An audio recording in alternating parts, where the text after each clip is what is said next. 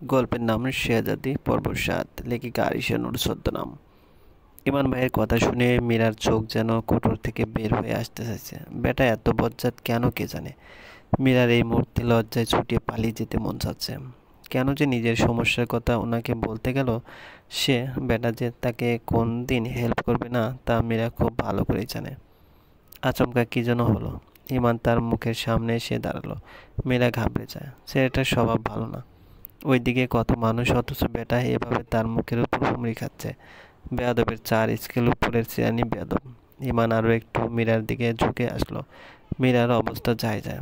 সে ঝুঁকে এসে মীরার মুখে ফুঁক দিল। গরম বাতাস অনুভব করতে মীরার শ্বাস আটকে আসার উপক্রম। সে সরে পালিয়ে যেতে চাইলে ইমান সঙ্গে সঙ্গে খপ করে তার বাহু আঁকড়ে ধরে। মীরা শিউরে ওঠে। এবারে ইমান হালকা হেসে বলে, মীরা, তোর এত চুলকানি কেন রে? আচ্ছা বল, কোন গালে চুলকাচ্ছে? মীরা ফ্যাল ফ্যাল করে তার দিকে তাকালো। এতে সে মুখ টিপে হেসে বলল, কসম চুমু খাবো না, পাবলিক প্লেসে।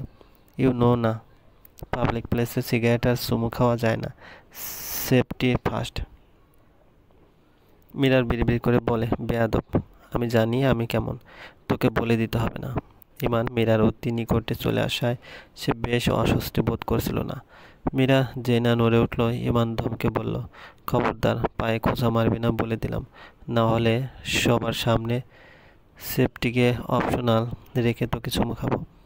মীরা একথা শুনে একেবারে মূর্তির মতো দাঁড়িয়ে গেল। নিজের মান মর্যাদা খোয়ানোর ইচ্ছে নেই তার।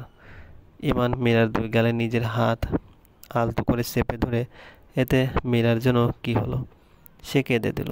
ইমান ভড়কে যায়। সে হকচকিয়ে গিয়ে বলে ওঠে, কি হয়েছে তোর মেয়া? কান্না করছিস কেন? মীরার নাক টেনে টেনে বলে ওঠে, প্লিজ দূরেও সরুন, আমার কেমন যেন লাগছে। ইমানের কি যেন হলো, সম্ভবত এমন কিছু শোনার প্রত্যাশায় ছিল না তার। মীরার কাছ থেকে অপমানবোধক কথা শুনেও সে মীরার গাল থেকে হাত সরালো না। মীরা এবার শব্দ করে কেঁদে বলে ওঠে, আমি বিয়ের জন্য প্রস্তুত না। এবার ইমানের টনক নড়ল। সে মীরাকে ছেড়ে দিয়ে তার কাছ থেকে প্রায় ১ হাত দূরে সরে এসে দাঁড়ালো এবং নিজের ২ হাত বুক বরাবর গুটিয়ে নিয়ে বলে, মানে কি বলতে চাস তুই? আপনি কি জানেন একটা মেয়ে ঠিক কতটা অসহায় হলে নিজের বাসা থেকে পালানোর চেষ্টা করে? জানেন কিছু? ইমান থম মেরে দাঁড়িয়ে থেকে বলে ওঠে, তার মানে বলতে চাচ্ছিস তুই এই বিয়ে করতে চাস না, তাই তো? কথায় এত পেঁচানোর দরকার নেই, সোজাসুজি বল। করতে চাই না মানে কি? আমার কাছ থেকে তো মত নেওয়াই হয়নি। আর কলেজে থাকতে এই যুগে কখনো কাউকে বিয়ে করতে দেখেছে?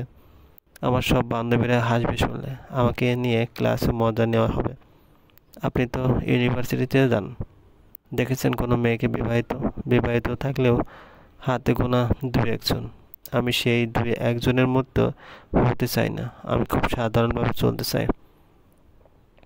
দ্রুত বিয়ে করা কোনো অন্যায় না। আর তোকে তো সংসার করতে হবে না।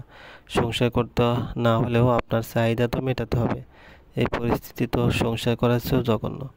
ইমানের মুখ লাল হয়ে এলো, সম্ভবত লজ্জায় বা রাগে। সে দাঁতে দাঁত চেপে বলে, আমাকে কি তোর পারভার্ট মনে হয়? তোর যদি বিয়ে করতে সমস্যা হয় তাহলে যা ভেঙে দে এই বিয়ে। আপনি বলুন বাবাকে। তার মানে তুই চাস বিয়েটা না হোক? খুব সম্ভবত হ্যাঁ। ইমান আর কিছু বলল না। সে চুপচাপ আকাশের দিকে তাকিয়ে বলে ওঠে, আমার পক্ষে এই মুহূর্তে কিছু করা সম্ভব না। এখন ঝামেলা করলে সবাই আমাকে দোষ দিবে। এক কাজ কর, যেতে পারে ২টো-৩টার দিকে তুই কোথাও যাওয়ার নাম করে পালিয়ে যাস। আমি বাসের টিকিট করে কিনে দেবো। তুই পালিয়ে যা, কালকে তো একা পালাতে চেয়েছিলি। আজকে না হয় আমি সহায়তা করব। মেয়েরা হতভম্ব হয়ে গেল। এই প্রথম বুঝি কোনো বর তার হবু বউকে পালাতে সাহায্য করবে। জগতের অষ্টম আশ্চর্য যেন এই কাহিনী, ইতিহাসের পাতায় লিখে রাখা উচিত। ইমান বলে ওঠে, বাসায় সবাইকে আমি হ্যান্ডেল করে নেব। জোর করে আসলে প্রেম ভালোবাসা যেমন হয় না, তেমনি সংসার করাও যায় না। যাকে অপছন্দ তার চেহারা প্রতি মুহূর্তে দেখা নরক যন্ত্রণা সম। আর আমি কখনোই তোকে নরক যন্ত্রণা দিতে চাই না। মীরার চোখ খুশিতে জ্বলজ্বল করে ওঠে। মীরা চিন্তামুক্ত মুখশ্রী দেখে ইমান আহত হলো।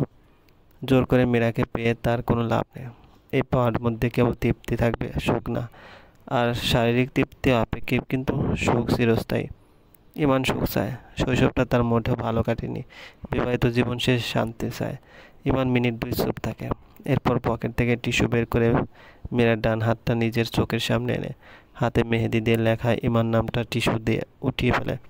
নিজের অভিমান মেহেদির উপর ঝেড়ে দিল, কিন্তু যার উপর অভিমান সে তো বুঝল না। মীরা আপত্তি করতে গিয়েও থেমে যায় না। যার জন্য মনে কোনো জায়গা নেই তার নামটা হাতে থেকেই বা কি ফায়দা, মুছে যাওয়াই শ্রেয়। ইমান একটা দীর্ঘশ্বাস ফেলে বলে ওঠে, বেস্ট অফ লাক মীরা, দুপুর 3টার মধ্যে বাসার নিচে আসবি। কিন্তু যাবি কই? কক্সবাজার? কক্সবাজার কেন? আমার এক খালাতো বোন সেখানে থাকে, হানিমুনে কক্সবাজার যাওয়ার জন্য টিকিট কেটে রেখেছিলাম। একথা শুনেও মীরার কোনো ভাবান্তর হলো না। সে শুধু মাত্র মুখ পাখির ন্যায় উড়ে যেতে চায়, কার সঙ্গে দায়িত্বের শিকলে বন্দী হতে চায় না। ইমান ছাদের ওই পাশে চলে গেল। মীরা ঠায় দাঁড়িয়ে রইল। কিছুক্ষণের মধ্যে গান থেমে যায়। গান থেমে যাওয়াতে মীরার মনটা কেমন উদাসীন হয়ে পড়ে। হুট করে কি যেন খালি খালি লাগতে শুরু করলো তার, কিন্তু কিসের শূন্যতা সেটা আর বুঝে উঠতে পারল না সে। দুপুরে খাওয়া দাওয়ার পর সবাই বেশ ক্লান্ত। সকাল থেকে হইচই, সবার ক্লান্ত।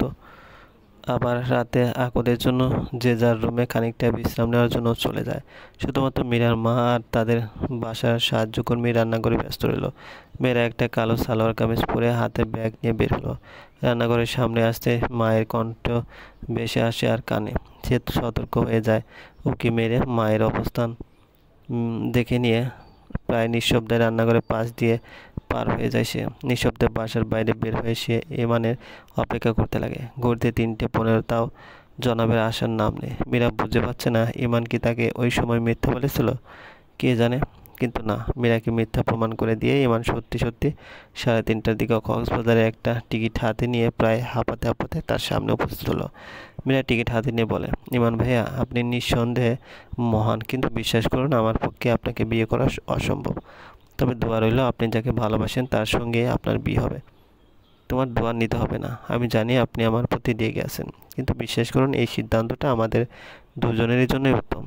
বড়রা কিন্তু আমাদের ভালোই চায় সবসময়, তা আমি জানি, কিন্তু তারা যে কোনো ভুল সিদ্ধান্ত নেবে না এটা ভাবা ভুল। মানুষ মাত্রই ভুল করবেন, তারাও মানুষ। এত বক করবি না, যা দূরে হ। আর কোনো দিন আমার সামনে আসবি না। মীরা একগাল হাসলো। সেই হাসি দেখে ইমানের কান্না চলে এলো। সে কান্না আটকিয়ে বলে ওঠে, যদি কোনো দিন তুই নিজ ইচ্ছায় আমার সঙ্গে যোগাযোগ করিস, দেখিস সেদিন আমি তোকে জিন্দা কবর দেবো। মীরা একথার পিঠেও হাসলো। হাসবি না? তোকে হাসতে দেখলে রাগ লাগছে আমার। মীরা হাত নেড়ে বিদায় জানিয়ে বলে, ভালো থাকবেন। চলবে। গল্পটি ভালো লাগলে অবশ্যই লাইক করবেন, কমেন্ট করে জানিয়ে দেবেন। আর এই চ্যানেলে যদি নতুন হয়ে থাকেন অবশ্যই সাবস্ক্রাইব করে পাশে থাকা বেল আইকনটি প্রেস করে রাখুন। ধন্যবাদ, ভালো থাকবেন।